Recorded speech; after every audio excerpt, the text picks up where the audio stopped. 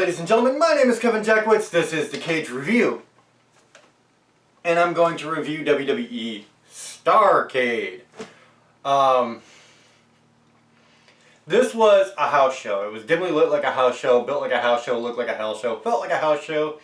They just put Starcade on the banner for some reason. And I thought it was a really stupid thing to do because Starcade, even though it was WCW, they've borrowed other WCW pay-per-view titles and tried to push them. This was like the biggest WCW pay-per-view though, and had some of the most legendary matches, not only in WCW, but in wrestling history, period. And I didn't like the whole setup from the beginning. It was an hour-long show. Like I said, it was a house show.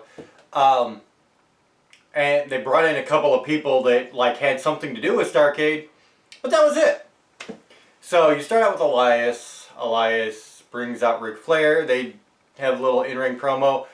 That quickly gets interrupted by Tamina, Nia Jax, Mickie James, and Alicia Fox. Okay, they're going to do their heel bit. It just turned god-awful very quickly. Elias started singing a song, and then Nia Jax comes in with her heel stick, and when I do the quotes, I mean, she's not being a heel. Being a heel to me is being Randy Orton, or Triple H, or Samoa Joe, or Kevin Owens.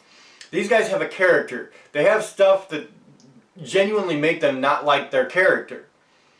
And they do that with a lot of good acting, and, you know, Samoa Joe, he's very good in his inflections and his mean demeanor. Randy Orton with his kind of twisted nature. It is so cheap to me and untalented when you have a heel that just uses annoyance to get heel heat. I had that problem with Carmella as a heel. It just sucks. It's untalented as hell. And so Nia Jax is out here. She's using annoyance. She's singing in this god-awful, high-pitched, annoying voice. It was honestly the worst opening segment I've seen in anything, maybe ever.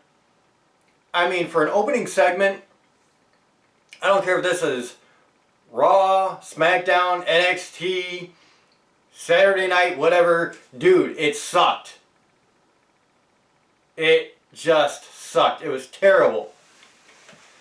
So, you know,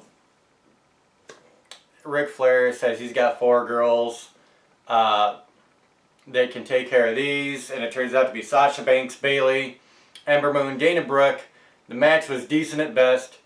At least they gave Banks the win. She got, I think it was Alicia Fox. She put in the Banks statement, and they got the win, and everything else was forgettable. So it was a terrible way to open up the show. It really was. And then you get a Samoa Joe promo after that. Samoa Joe, he's always very good. I like him. Like I said at the beginning, you know, as for a heel, you know, his facial inflections, his mean demeanor, everything sells a heel. And this is actually done with talent, which is going back to, of course, what I opened with. So yeah, the promo was fine. He always does good in the ring and on promos.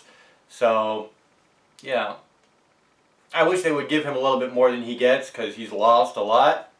And, yeah, I think he's one of those stars that is deserving, honestly.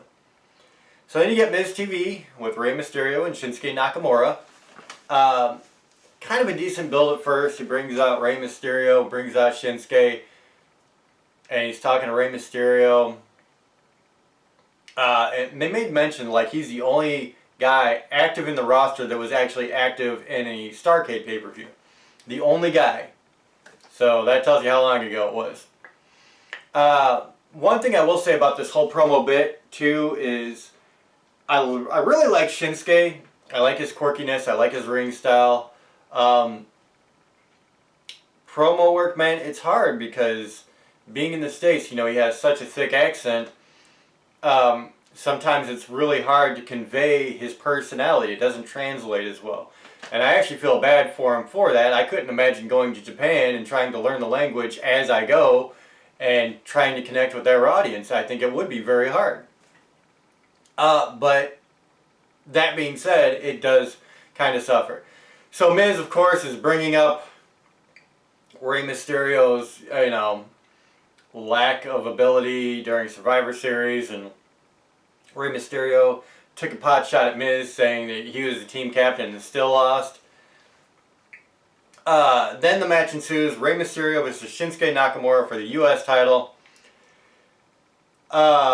Gets broken up by The Miz. Nakamura and The Miz start beating down on Rey Mysterio. Then Rusev comes out for the save.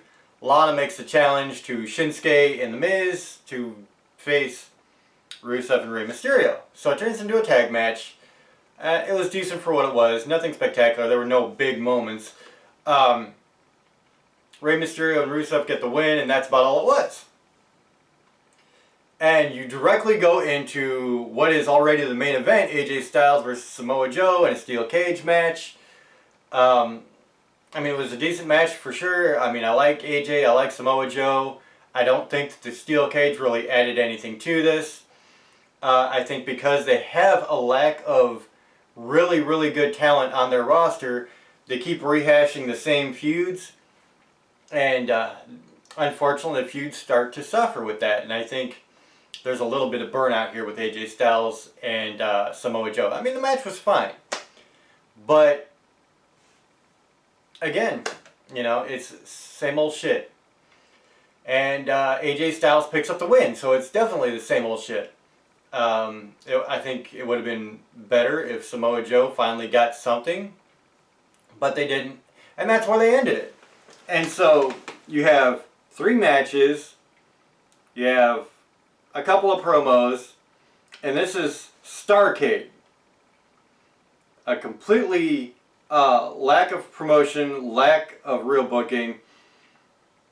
I don't know why they did this. I have no idea why they aired this. I had no idea why they called it Starcade. It didn't make any sense.